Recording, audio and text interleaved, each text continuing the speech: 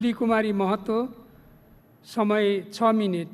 यसपछि मान्य श्री मोहन बानिया।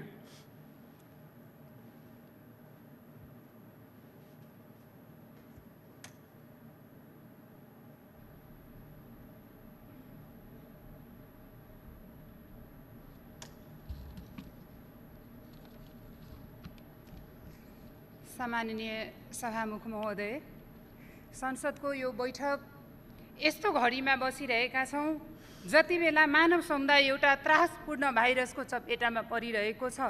संसारका अधिकांश देशहरूलाई प्रभावित पारिरहेको यो महामारीको चपेटाबाट हाम्रो देश पनि अछुतो छैन र पछिल्ला दिनका आँकडाले झन् सङ्क्रमितको सङ्ख्या बढिरहेको देखिएको छ।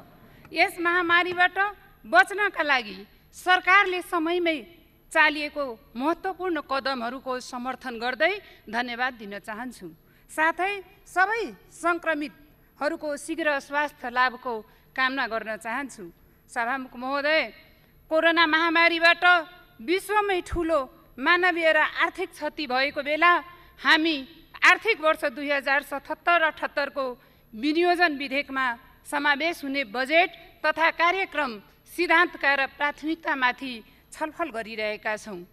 सभामुख महोदय, 15 योजनाले लिएका विकासका आवधिक एवं दीर्घकालीन लक्ष्यहरू र विश्वव्यापी कोभिड-19 महामारीका कारण सिर्जना भएका नयाँ चुनौतीहरूको सामना गर्ने छ भन्ने प्रतिबद्धता आए पनि काल्पनिक भन्दा पनि वास्तविकतामा आधारित बजेट आउनुपर्छ। सामान्य सभामुख महोदय, सरकारले विगत वर्षलाई आधार वर्षको रूपमा लिएको जस्तै त्यसरी नै यो वर्षलाई कोभिड-19 महामारी नियन्त्रण वर्ष घोषणा गर्दै मानव जीवनमाथिको यो विश्वव्यापी सङ्कटलाई नियन्त्रण गर्ने गरी सम्बोधन गर्नुपर्छ। सामान्य सभामुख महोदय, यो सामान्य अवस्था होइन र यस्तो अवस्था कतिसम्म रहने निश्चित छैन। स्वाभाविक रूपमा महामारीको कारण भोग्नु परेको बन्दाबन्दीले हाम्रो मात्र होइन विश्वकै अर्थतन्त्र जर्जर हुने अवस्थामा पुगेको पछिल्ला तथ्याङ्क र अध्ययनहरूले देखाइरहेका छन्। सरकारले चालु आर्थिक वर्षमा 8.5% को आर्थिक वृद्धि दरको लक्ष्य लिएको थियो, तर कोभिड-19 को प्रभावको कारण यो 2.28% हुने तथ्याङ्क विभागको प्रक्षेपण छ भन्ने हो। यो लकडाउन कहिलेसम्म हुन्छ निश्चित छैन। अत आउने बजेट वास्तविकतामा आधारित आर्थिक वृद्धि दरको सोच राखेर अगाडि बढ्नुपर्ने अहिलेको समय हो। सामान्य सभामुख महोदय, आउने बजेटमा स्वास्थ्य क्षेत्रमा विगतका प्रस्तावित सबै योजनाहरू सम्पन्न गर्ने गरी बजेटको व्यवस्थापन हुनुपर्छ। यस्तो बेला महामारीबाट देशलाई जोगाउन र आगामी दिनमा महामारीबाट सङ्क्रमित भएकाहरूको उपयुक्त स्वास्थ्य उपचारको ग्यारेन्टी गर्दै स्वास्थ्य क्षेत्रमा देशलाई अब्बल बनाउनेतर्फ सरकारको ध्यान जानुपर्छ।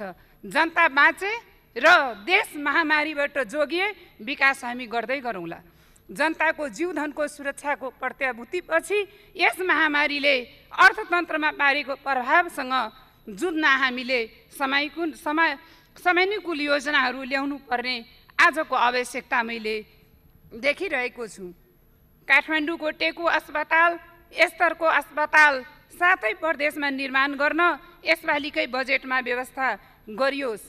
सभामुख महोदय, महामारीको कारण विदेशमा रोजगारीका लागि गएका लाखौँ सङ्ख्याका दाजुभाइ तथा दिदीबहिनीहरू रोजगारविहीन भएर स्वदेश फर्किनुपर्ने अवस्था सिर्जना भएको छ भने यही रहनुभएकाहरू पनि रोजगारको समस्या भोगिराख्नु भएको छ भन्ने यस्तो समस्या समाधान हुने गरी बजेटमा प्राथमिकता दिनुपर्छ।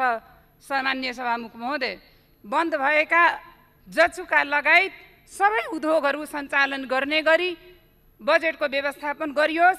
साथै नयाँ उद्योगहरू र साना मझौला उद्योगहरूलाई विशेष प्राथमिकता दियोस्। सभामुख महोदय, छलफलमा धेरै उठेको विषय कृषि क्षेत्र हो। अहिले सबैको चासो कृषिमा रहेको छ। कोरोनाले गरेर कृषिमा अवसर पनि ल्याएको जस्तो लाग्छ। त्यसैले अब सरकारको प्राथमिकता कृषि क्षेत्रको उत्थान र विकासमा जोड दिनुपर्छ।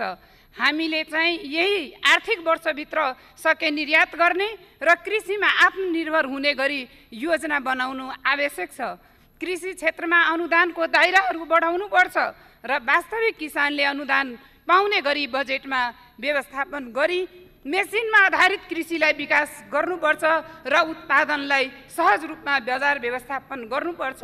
सामान्य सभामुख महोदय, मलखादको समस्या समाधान गर्नको लागि सकभर नेपालमै उद्योग खोल्ने गरी नभई हाललाई मलखाद व्यवस्थापन गर्नलाई देशभरि नै भण्डारणको व्यवस्थाको लागि व्यवस्था गर्नुपर्ने। त्यस्तै सिँचाइको लागि राष्ट्रिय गौरवको योजनाहरू भेरी बबई रानी जमरा लगायतका सबै निर्माणधीन योजनाहरू सम्पन्न गर्नुको साथै सुनकोशी मरिन कमला डाइभर्सन योजना आगामी वर्षदेखि नै निर्माण गर्ने बजेटमा व्यवस्थापन गर्नुपर्छ। त्यस्तै सम्भावित भएका जिल्लाहरूमा डिप ट्युबवेल र लिफ्ट सिँचाइको व्यवस्थालाई प्राथमिकता दिनुपर्छ। सभामुख महोदय, शिक्षामा परेको असरलाई सम्बोधन गर्नुपर्छ। त्यस्तै खुला सिमानाका कारण बारम्बार विवादमा आइरहेको धेर सीमा क्षेत्रहरूमा स्तम्भहरू सारिएको, अतिक्रमण परिएको, त्यसको लागि पर्खाल वा तारवारको व्यवस्था गर्नुपर्छ। सभामुख महोदय, कोभिड-19 को कारणले असर परेका श्रमिक लगायत सबै क्षेत्रको लागि विशेष राहतको व्यवस्था गरियोस् र मान्य सदस्य समय सकियो। देश बाहिर समस्यामा परेका नेपालीहरू आफ्नो देश फर्किन चाहने नेपालीहरूलाई देशमा फर्काउने व्यवस्था गरियोस्। त्यस्तै आर्थिक क्षेत्र विकास क्षेत्रमा सबभन्दा पछाडि परेका प्रदेश नम्बर 2 र कर्णाली प्रदेशलाई विशेष प्राथमिकता दियोस्। सभामुख महोदय, धन्यवाद।